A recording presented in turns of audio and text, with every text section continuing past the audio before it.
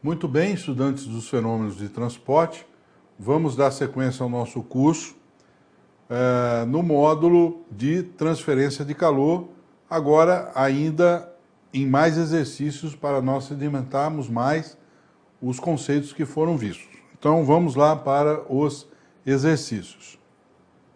Bom, dando sequência aos exercícios, a figura abaixo representa o processo de transferência de calor para um prédio em uma região litorânea. A energia solar Q1, incidente sobre o solo pavimentado, provoca o seu aquecimento, que, por sua vez, promove o movimento de ascensão do ar em contato com o mesmo, em uma região distante do prédio, com velocidade V1.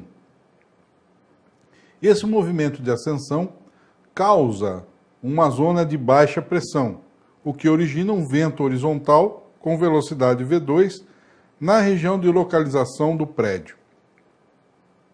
Quando se analisa o processo de transferência de calor entre o ambiente externo e as paredes do prédio, é correto afirmar que o mecanismo de transferência de calor, que os mecanismos de transferência de calor são. Então, nesse tipo de problema específico, ele definiu qual é a região que ele quer estudar, ou seja, qual é o sistema. O sistema dele é o prédio. Tá? Então, o prédio é o sistema e ele vai verificar o que está acontecendo com o prédio. Então, olhando para o sistema prédio, como é que nós vamos classificar os mecanismos de transferência de calor que aparecem aí. Então, vamos lá. Então, do que nós já vimos, nós temos três mecanismos básicos de transferência de calor. O primeiro mecanismo é a transferência de calor por condução, que ocorre em um meio sólido ou um fluido estacionário, né? Poderia pensar como é que eu transferiria energia por condução em um gás, por exemplo. Você pode imaginar pequenas esferas contendo um gás, pode ser até ar, né? E aí, se você aquecer essas bolinhas, essas esferas que tem ar, e como elas são minúsculas, você praticamente não vai observar movimento. O que você vai observar é um meio estacionário onde você está transferindo energia. E esse meio estacionário para transferir energia se dá por condução. Então, a condução, eu observo aquele transferência de movimento vibracional ou curtos deslocamentos. Então, em meio estacionário ou fluido estacionário, em meio sólido ou em fluido estacionário, o mecanismo de transferência de calor é condução. E aí eu posso trabalhar tanto com a taxa ou com o fluxo, vai depender da minha conveniência ou das informações que eu tenha associado ao meu problema. O outro mecanismo de transferência de calor é aquele que envolve a radiação eletromagnética. Os mecanismos de troca de energia, o mecanismo de troca de energia envolvendo a radiação eletromagnética é a radiação, né? Então, a radiação, nós já vimos que é aquela faixa do espectro eletromagnético, que é a faixa da radiação térmica, e, como observação, a radiação térmica não necessita de um meio material, porque é uma energia que vai via onda eletromagnética, ela se propaga no vácuo. Eu não preciso de meio material para trocar energia na forma de radiação, no caso, radiação térmica. Já a condução eu preciso ou do sólido ou do fluido estacionário. E o terceiro mecanismo de transferência de calor que está envolvido nesse problema é a transferência de calor entre uma superfície e um fluido em movimento. Então, superfície e fluido em movimento é o mecanismo por convecção. E aí, tanto a convecção quanto a condução, para transferir energia eu preciso de um meio. Então, o fluido em movimento é o meio para transferir, o meio estacionário ou sólido é o meio para transferir energia.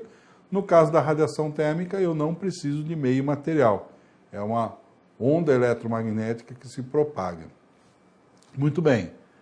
Ainda na convecção, que é o mecanismo associado ao nosso problema, que é entre uma superfície, que é a parede do prédio, e o fluido em movimento, nós podemos ter a convecção, pode ser classificada como natural, é em que o escoamento é induzido por forças de empuxo geradas pelo aquecimento, a transferência de energia na forma de calor, promove um aquecimento da região, esse aquecimento altera a massa específica dessa região, e aí a região menos aquecida tem uma massa específica maior, a região mais aquecida uma massa específica menor. E aí, como eu tenho diferença de massa específica, a menos densa sobe, a mais densa desce, e aí eu tenho um movimento associado à convecção. Então, essa é a convecção natural, devido ao gradiente de temperatura gerado pela transferência de calor. Acabei de ler o texto. Então, vou ler de novo. Convecção natural é o escoamento induzido por forças de empuxo, que estão relacionadas à alteração da massa específica, devido ao gradiente de temperatura gerado pela transferência de calor. E a outra convecção que nós temos, que é a convecção forçada, que é o escoamento induzido por meios externos ao sistema de troca térmica. Ou seja, quando eu estou olhando a convecção forçada, eu tenho, se eu olhar para o meu sistema, e eu tenho um outro sistema que promove o escoamento do fluido. No caso, nós vimos lá o ventilador, que estava soprando o cachorro ou soprando a pessoa, aquele cidadão. Então, o dispositivo mecânico força o ar a escoar sobre a superfície. Então, o sistema é o cachorro ou a pessoa, ou no nosso caso específico aqui é o prédio. E se a convecção for natural, a transferência de energia na forma de calor no prédio é que vai promover o movimento de fluido. Mas se o movimento de fluido for promovido por um sistema, por um meio, ou por uma posição externa a esse sistema, ou por um dispositivo que não faz parte desse sistema, isso a gente chama de convecção forçada. Então, no nosso problema em si, deixa eu voltar lá, nós temos o seguinte, eu vou voltar para lá para nós respondermos então a pergunta, com base nesses conceitos, tá? Então é o seguinte, olha lá, eu tenho o meu prédio e tenho aqui então o Sol mandando energia. Essa energia que chega no prédio Q2, ela é proveniente da energia emitida pelo Sol, que é uma radiação, é a radiação térmica. Então, Q2 chega no prédio, o mecanismo de transferência de energia é a radiação. Bom, por sua vez também, esse prédio vai trocar energia por um movimento de fluido. Agora, esse movimento de fluido foi gerado pelo próprio aquecimento do prédio? Não. Ele foi gerado pelo aquecimento de uma parte pavimentada afastada da região do prédio, que promoveu o movimento de fluido, subida de ar naquela região aquecida, que gerou uma região de baixa pressão e deslocou o ar naquela direção. E aí eu tenho um vento V2 batendo no prédio. Ou seja, esse movimento de fluido associado a essa velocidade V2 da corrente gasosa que está passando aqui no prédio, não foi originada no próprio sistema, foi gerado em sistema diferente. Portanto, o meio que está promovendo esse deslocamento de fluido é um meio externo ao prédio. Então, esse dispositivo de troca térmica, onde o movimento do fluido foi ocasionado por um dispositivo externo ao sistema, é chamado de convecção forçada. Portanto, a resposta a esse problema seria a radiação, que é o Q2, e o V2 é proporcionado por um movimento de fluido forçado, ou seja, eu teria convecção forçada, alternativa D de dado, associada a esse problema. Muito bem. Então, dando sequência, vamos para o próximo exercício. Uma seção representativa de uma parede está em destaque na figura abaixo. Considere a continuidade da parede nas direções vertical e ortogonal, ou seja, está na subida e saindo do plano do quadro, em que a transferência de calor se dá de forma unidimensional da esquerda para a direita. Então, a transferência de calor é nesse sentido aqui, que está indo de 1 até 5, conforme a numeração, até para a gente associar o circuito térmico. Assinalar a alternativa que apresenta o circuito de resistências térmicas dessa parede. Então, olha só. Então, vamos imaginar aqui, olhando essa parede, quais são os mecanismos de transferência de calor envolvidos. Então, eu tenho aqui uma massa gasosa que vai trocar energia com uma superfície. Qual é a troca de energia entre fluido em movimento e superfície? Convecção.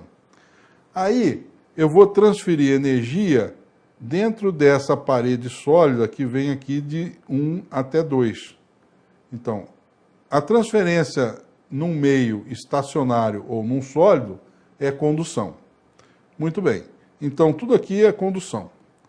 Mas quando chega aqui, nesse furo que aparece aqui, eu tenho o ar confinado nessa região aqui, não é um espaço pequeno, então eu tenho movimento de ar aí. E eu tenho também uma parte aqui que é composta ainda pelo material da parede. Então eu tenho aqui concorrendo na transferência de calor, uma transferência de calor aqui e uma transferência de calor aqui. Qual é o mecanismo de transferência de calor na parte sólida? É condução. Qual é o mecanismo de transferência de calor entre um fluido confinado, um fluido e uma superfície? Convecção. Então eu teria uma resistência convectiva nesses vazios e uma resistência condutiva nessa parte cheia. Depois eu chego de 3 até 4, que completa a parede, numa parte também sólida, que é por condução. E depois eu tenho aqui a superfície exposta a um fluido. Superfície exposta ao fluido, que pode ser movimentado por meio externo ou não, por convecção forçada ou não, e aí o que vai trocar é só o coeficiente de película, mas aí então eu teria então um outro mecanismo de transferência de calor entre o ponto 4 e o ponto 5, que seria também fluido em movimento trocando energia com uma superfície, que seria a convecção. Muito bem, então vamos lá, risquei bastante isso aqui, nós vamos para a próxima figura para nós chegarmos à conclusão de qual vai ser a resistência térmica equivalente. Então, o circuito térmico equivalente eu vou sair de um T0, que é a temperatura do seio do fluido aqui, que eu estou chamando de T0, e vou chegar numa temperatura T5, que é a temperatura do seio do fluido aqui, do lado direito, que é essa aqui, associada ao ponto 5, tá? Muito bem. Então, agora, nós vamos ver o seguinte.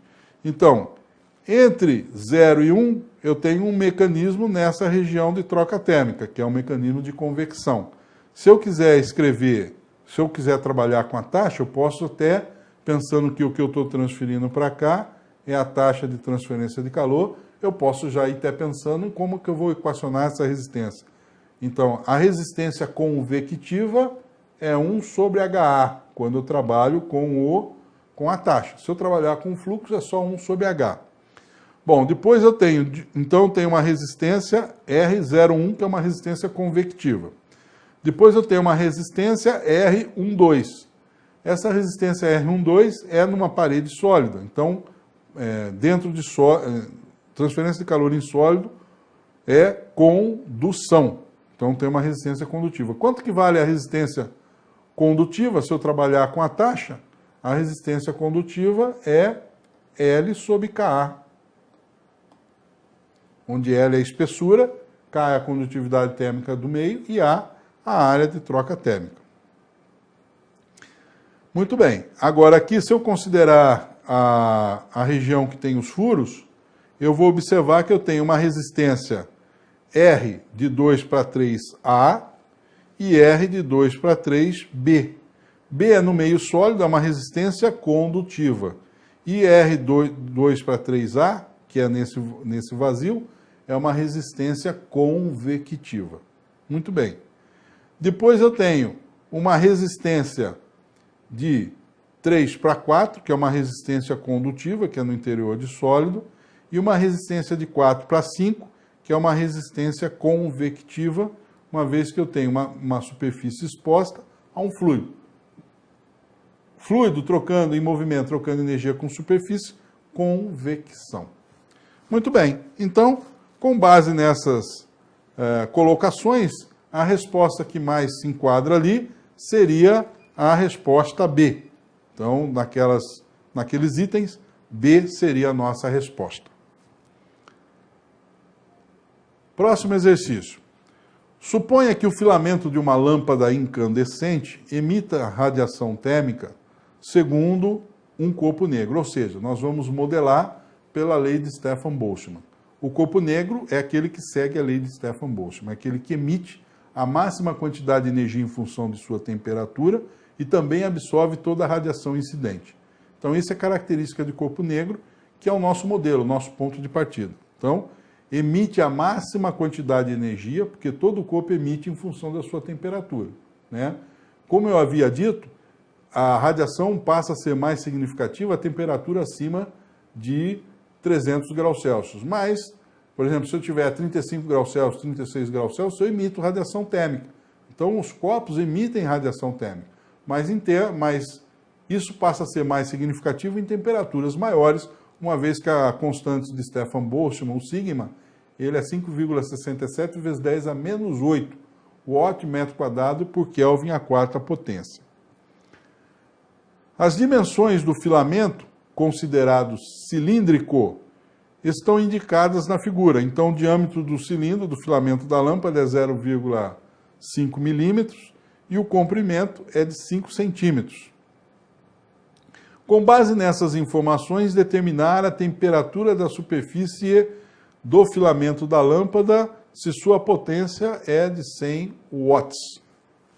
Muito bem. Então, filamento incandescente, a lâmpada e as informações correspondentes ao filamento dessa lâmpada, que vai ser considerado um filamento cilíndrico, um fio cilíndrico, com diâmetro 0,5 milímetros e comprimento 5 centímetros. Muito bem. Então, como essa energia vai ser emitida por radiação, então nós vamos considerar, porque ele disse no enunciado, considerando, só para voltar para a lâmpada aqui, essa lâmpada funciona porque o bulbo da lâmpada tem vácuo, né? Então eu não tenho ar aqui, eu tenho vácuo. Essa lâmpada incandescente funciona assim, né? Então, propagando radiação que se propaga, a energia que se propaga no vácuo é a radiação térmica. Muito bem, então, a lei de Stefan Boltzmann, sigma, que é o fluxo de calor, Q sobre A, é sigma temperatura à quarta potência, né? E, que é o poder emissivo do corpo negro, que é representado pela letra E, que é a função da sua temperatura, é sigma temperatura à quarta potência. Sigma é a constante de Stefan Boltzmann, tá? Muito bem. Vamos agora só considerar o seguinte: como o filamento é cilíndrico, a área da casca cilíndrica, como nós já vimos, é πdl. Então vai ficar aqui, o Q sobre πdl é igual a Q sobre A, que é o fluxo, na verdade Q é a potência, a área de troca térmica é o πdl, que nós já vimos lá. Então nós vamos considerar o seguinte: 100 watts, que é a energia por tempo, que é transferida, que é a potência, dividido por πdl, né? Pi, 3,14, o diâmetro, 0,5 vezes 10 a menos 3 metros, estou trabalhando sempre no SI, e o comprimento de 5 centímetros, passando para metros, 5 vezes 10 a menos 2. Isso é igual a sigma, que é a constante de Stefan Boltzmann, 5,67 vezes 10 a menos 8, vezes a temperatura da superfície à quarta potência. Bom, com as informações, calculamos a temperatura, e essa temperatura vai ser dada em Kelvin. E a temperatura é de 2177 Kelvin. Próximo exercício. Em um depósito de segurança, armazena-se um combustível sólido empacotado em uma profundidade de 3 metros. A temperatura constante conforme a figura a seguir. Uma taxa de geração de calor por volume de combustível é produzida em função de reações entre partículas de combustível ou ar atmosférico, sendo quantificada em 20 watts por metro cúbico. A temperatura do ambiente de armazenamento é constante e igual a 20 graus Celsius, enquanto o coeficiente de transferência de calor por convecção equivale a H igual a 4 watts por metro quadrado Kelvin. Para o processo de transferência de calor unidimensional em regime permanente, determinar a temperatura da superfície exposta do combustível, que é justamente a temperatura dessa superfície aqui exposta. No enunciado, nós temos ainda aqui o ar que está aqui é o combustível empacotado, a temperatura do seio do fluido do ar é de 20 graus Celsius, né? E a altura correspondente a esse empacotamento é de 3 metros. Muito bem. Como o piso está termicamente isolado, nós vamos considerar que a transferência de energia vai ser só dada pelo fluido em movimento e superfície. Qual é o mecanismo de transferência de energia que envolve fluido em movimento e superfície? Convecção. Então, para a solução, nós vamos trabalhar então com o mecanismo de convecção. Para não correr aumento da temperatura da superfície do combustível armazenado, o fluxo de calor gerado na superfície deverá ser dissipado. Ou seja, a quantidade de calor que eu gero, eu tenho que transferir. Porque se eu gero calor e não transfiro essa energia, a temperatura da superfície do combustível vai aumentar. Se por um acaso eu transfiro mais energia do que eu gero, a temperatura da superfície diminui. Se a temperatura fica constante, significa dizer que toda a energia gerada naquelas reações que foram colocadas ali, ela é transferida para a vizinhança. E aí a temperatura fica constante. Como a temperatura da superfície do combustível empacotado é constante, nós vamos considerar que a energia gerada pelas reações tem que ser dissipada pelo mecanismo de convecção. Assim, nós vamos considerar que Q ponto sobre A, que é o fluxo, é o Q ponto, que é a taxa, dividido pelo volume do combustível como um todo. Nesse aí vai ser a área da base vezes a altura, vezes L. Então, quando eu faço L, que é o comprimento, na verdade, se eu considerar o volume disso aqui, é a área da base vezes a altura. Qual é o fluxo? O fluxo é Q sobre A. Eu quero saber qual é essa área aqui. Então, basta fazer o volume, eu faço Q dividido pelo volume, que foi a informação que foi gerada lá, quanto de energia por unidade de tempo por volume de combustível eu gero. Se eu multiplicar pela profundidade desse combustível L, eu vou ter o Q sobre A.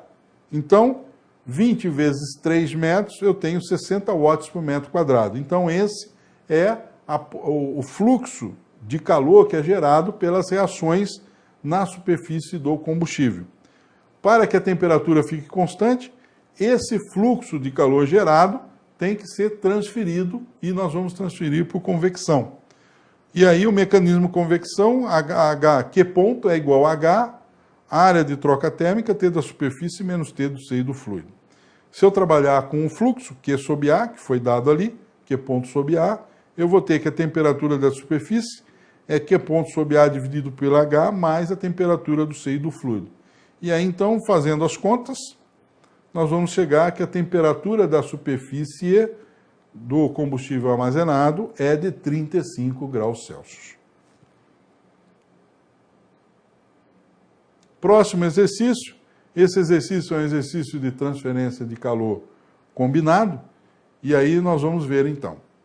Uma parede plana composta é formada por duas placas de materiais de espessuras diferentes.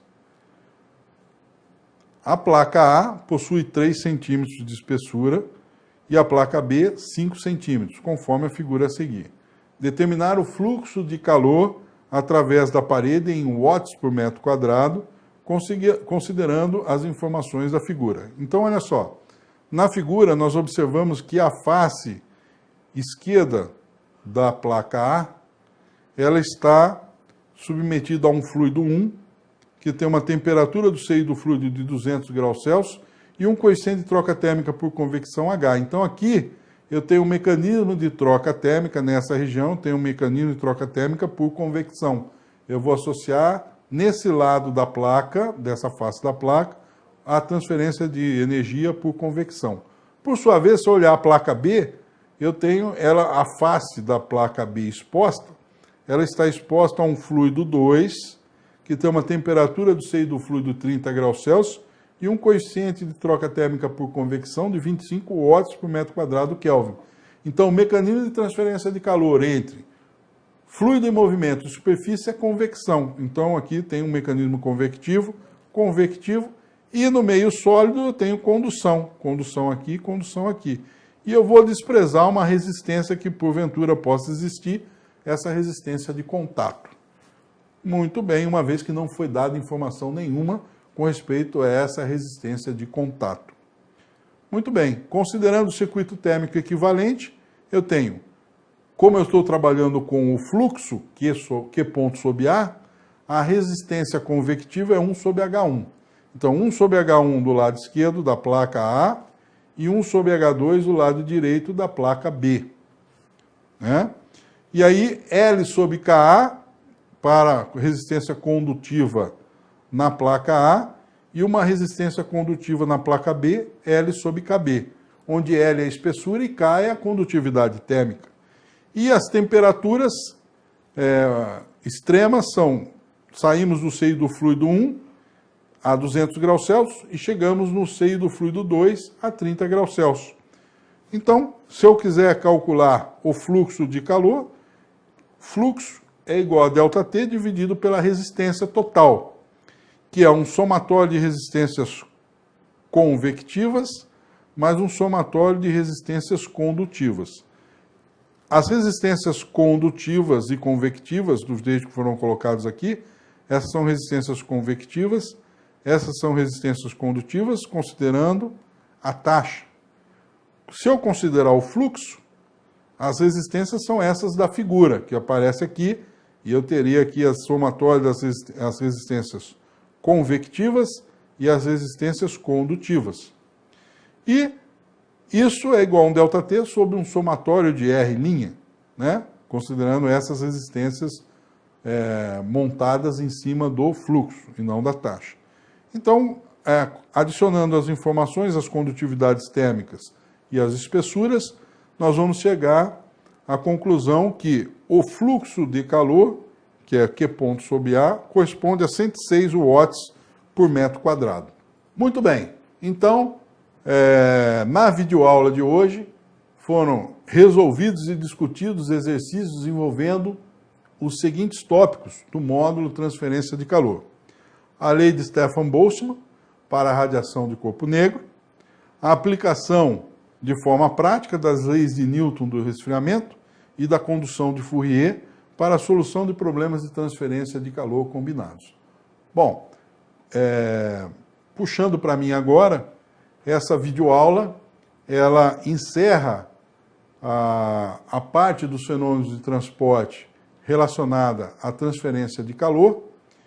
Então, na próxima videoaula, nós passaremos para a transferência de massa. Então, nós já vimos a parte dos fenômenos de transporte relacionados à transferência do momento.